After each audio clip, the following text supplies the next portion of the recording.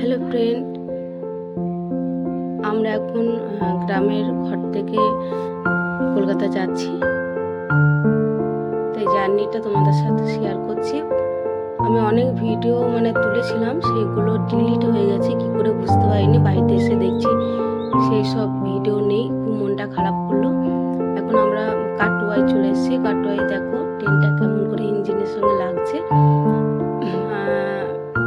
এই ভিডিওটা কেমন লাগছে একটু প্লিজ কমেন্ট করে জানাবে। তোমরা কমেন্ট করলে আমার খুব ভালো লাগবে।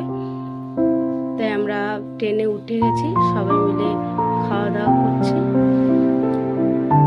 আমার ফোনে চার্জ চলে গেছিলো, এই জন্য পুরো ভিডিওটা